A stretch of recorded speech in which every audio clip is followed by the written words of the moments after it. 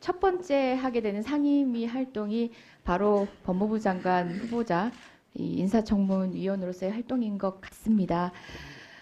지금 현재 오랜 기간 공석이었고요. 국민의 사법개혁 그리고 검찰개혁에 대한 열망이 높은 가운데 지지부진한 여러 가지 일들을 마땅히 해야 하는 정말 역사적 책무가 있는 자리인 것 같습니다. 지난 그 조국 전 장관 후보자 청문회 마치자마자 배우자에 대한 기소가 야밤 기소가 전격적으로 이루어졌었습니다. 그런 상황 이후에 그 기소는 결국은 공소장 자체에 대한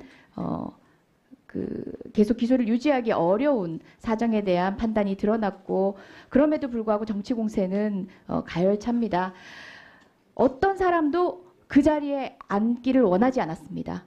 지금 야당 의원님 몇몇 분께서 말씀하시다시피 당대표까지 하신 분이 왜 법무장관이냐라고 하시는데, 사실 그 자리는 모두가 마다하는 자리였습니다.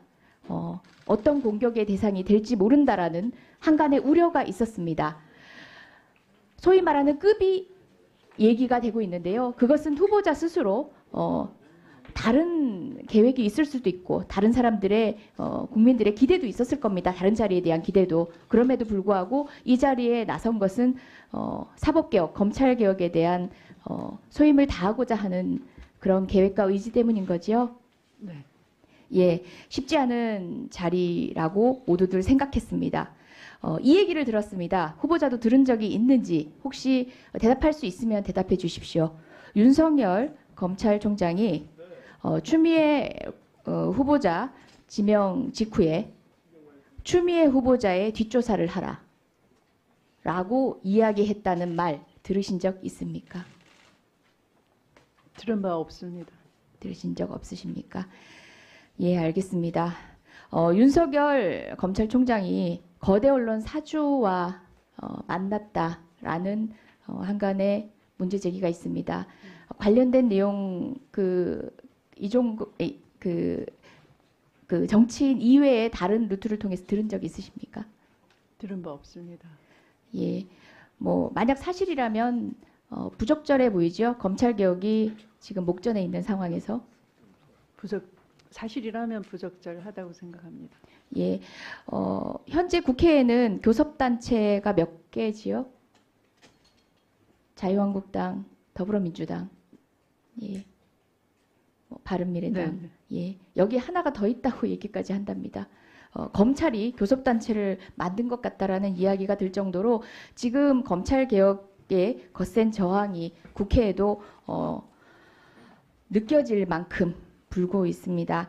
2016년 10월 26일 대한상의에서 한국의 사회적 자본 축적 실태와 대응과제 연구라는 보고서에 따르면 부패를 없애고 투명 사회로 나아가서 사회적 신뢰를 북유럽 수준으로 근접하면 경제 성장이 4%대 가능하다라는 얘기도 있습니다. 그런 결과 보고서가 있습니다. 물론 이제 경제 성장의 수치와 관련된 어떤 전망에 대해서 뭐 얼마만큼 과학적이고 타당한지는 변론으로 하더라도 사실상 우리가 가장 중요하게 생각하는 민생과 경제 성장이라는 것이 이 부패 지수와 관련돼 있기도 합니다. 그 사회 전반의 부패 지수 가운데서도 국민의 가장 큰 염려 안에 있는 것이 바로 검찰입니다. 국민들이 개혁이 필요하다고 생각하는 여러 가지 과제들, 재벌개혁, 관료개혁, 검찰개혁 등등을 관련해 한겨레 신문에서 2017년 조사한 바에 따르더라도 검찰개혁이 가장 높습니다. 검찰의 신뢰도가 또 가장 최하위를 기록하고 있다는 것도 여러 가지 조사 결과로 발표된 바 있습니다. 그렇기 때문에 지금 후보자의 자리는 굉장히 무거운 과제를 안고 있고 역사적 책무를 지고 있는 자리일 뿐만 아니라 국회 역시도 제도적 완비를 통해서 그런 개혁 과제들을 함께 수행해내야 합니다. 조금 전 공수처 설치와 관련된 간략한 의지를 피력하셨는데요.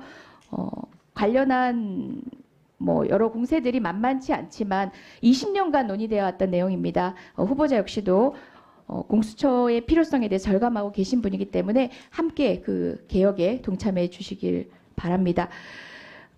제가 말을 더 많이 했는데요. 질의하겠습니다. 피의사실 공표죄와 관련된 질의를 하고 싶습니다. 126조의 피의사실 공표죄는 명문으로 규정되어 있습니다. 한간에 사문화되었다고 하지만 사실상 효력을 전부 부인할 만큼의 사문화가 아닙니다.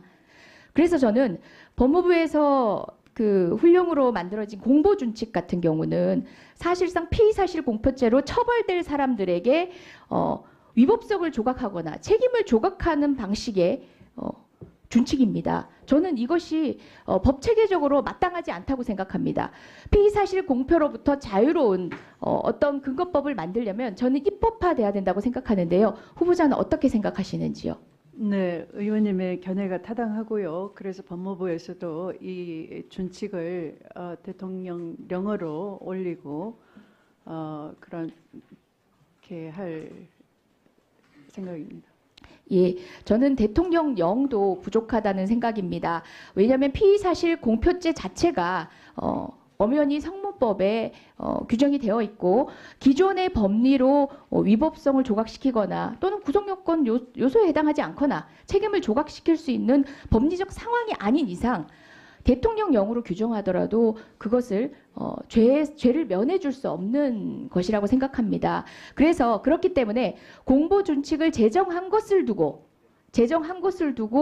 특정인을 위해서 유리하게 작동하기 위해서 제정한 것이다. 임의로 제정한 것이다라고 얘기하는 것은 전 부당하다고 생각하는데요. 공보준칙을 영으로 하는 것만으로도 부족하다는 제 생각에 대해서는 다시 한번 의견 여쭙겠습니다. 네.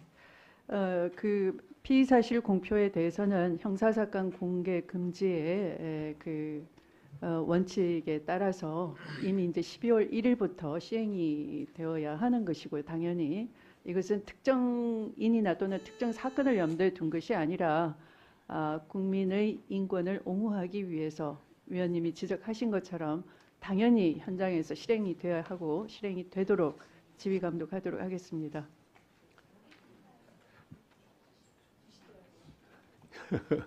예, 지금 이면이 다 돼가는데 예, 하시죠. 예, 제가 듣고 싶었던 얘기는 현재 검찰발로 공표되는 내용들 그리고 그것들을 추가 취재 없이 보도하는 언론들은 명백하게 피의사실 공표죄, 형법 126조 피의사실 공표죄에 의해서 처벌돼야 합니다. 처벌돼야 하는데 그 수사를 담당하는 검찰 자체가 피의사실 공표죄의 피의자가 되는 격이고 그래서 수사가 이루어지지 않을 뿐이지 이것을 어떤 다른 범죄가 사문화되었다라고 표시할 정도의 사문화 규정은 아니라고 봅니다. 지금 공보준칙을 통해서 이런 방식으로만 공표할 수 있다라고 하는 것도 저는 법 위반이라고 본다는 것입니다. 입법부가 규정하기 전까지는 명백히 현행법 위반자라는 것입니다. 저는 그런 원칙적인 측면에서 공보준칙을 제정을 하게더라도 법의 권한을 넘는 방식은 넘는 방식으로 집행이 되어서는 안 된다는 생각. 네, 의원님의 지적이 맞는 말씀이고요. 이 피의사실 공표 또 형사사건 공개 금지의 원칙이 수사하는 검사가 무슨 뭐 차담의 형식을 빌려가지고 기자들에게 이렇게 피의사실을 흘리거나 하는 그런 행위를 하지 못하도록 이 수사와 공보가 엄격히 분리되도록 지금 령을 만들어서 당연히 시행을 해야 되고요. 현장에서 지켜지지 않는 부분에 대해서는 위원님 지적사항이 있는지를 감찰을 통해서도 확인이 된다면 반드시 바로 잡도록 하겠습니다. 네. 예, 수고하셨습니다. 오전 질의 마지막 순서로 존경하는 정점식 위원님 질의하시기 바랍니다. 예, 통영시 오성군 출신의 정점식 의원입니다. 후보자님, 당연히 법무부 장관 후보자로 지명되신